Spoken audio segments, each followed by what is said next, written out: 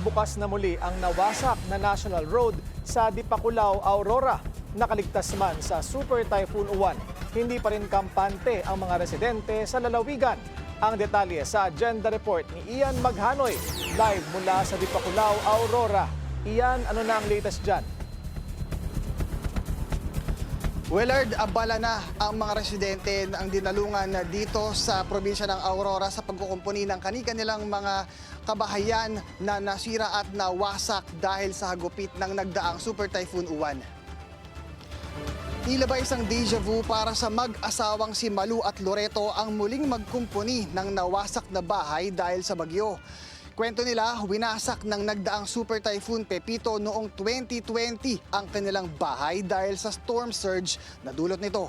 Ang problema kasi, wala nilang maayos na seawall na pumoprotekta sa kanilang komunidad dito sa Barangay Abulig. Kaya tuwing may bagyo tulad ng nagdaan namang Super Typhoon Uwan, palaging nawawasak ng malakas na hampas ng mga alon ang kanilang bahay.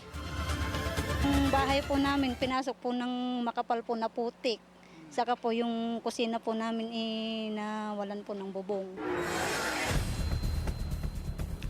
Problema rin ang kawalan ng supply ng kuryente at maayos na patubig para sa kanilang pagbangon mula sa kalamidad.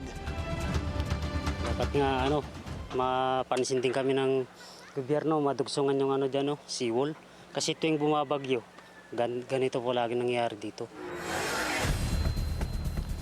Ang dinalungan ng isa sa 4 na bayan sa Aurora na kabilang sa mga naunang idineklarang isolated area matapos mawasak ang nag-iisang coastal road mula sa Dipakulaw dahil sa storm surge na dala ni Uwan. Sa isang text message sa Bilyonaryo News Channel, sinabi ni Aurora Governor Sid Galban na alas 8 pa ng gabi kagabi muling binuksan ang coastal road para agad na makarating ang mga karagdagang relief goods para sa mga nasalanta. Nanumbalik na rin ang supply ng kuryente sa buong lalawigan pero hindi lahat ay nabigyan ng maayos na power supply. Sa gitna nito, hiling ng lokal na pamahalaan sa national government ang karagdagang budget para sa pagpapatayo ng mas maayos at mas matibay na seawall para sa bayan ng Dinalungan. Hindi po sapat ang kakayanan ng LGU para magpagawa po ng ganyang kagagandang seawall. Kasi ang kaya lang po ng LGU, yung gabyon po, yung makikita nyo sa area na yun, yung mga batong pinatong-patong, yun po kasi talagang napakalaking pera ang kinakailangan doon. Willard, hanggang sa ngayon ay wala pa ring maayos na supply ng kuryente dito sa bayan ng Dinalungan sa probinsya ng Aurora para sa mga residenteng nasalanta ng nagdaang Super Typhoon na Uwan. Gayunpaman, kanya-kanya ng diskarte ang mga residente dito para magsindi ng kanilang gasera o kaya ng kandila nang sa gayon ay meron silang liwanag sa gitna ng dilim. Willard? So Ian, sila ay wala na sa mga evacuation center? Tama ka dyan, Willard.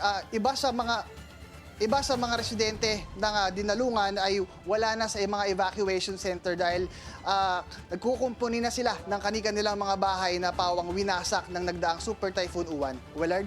May mga natanggap naman ba silang mga tulong o ayuda para mapagawa ang kanilang mga bahay? Willard, itong tulong ay patuloy naman na ibinibigay ng pamahalaang lokal ng Dinalungan.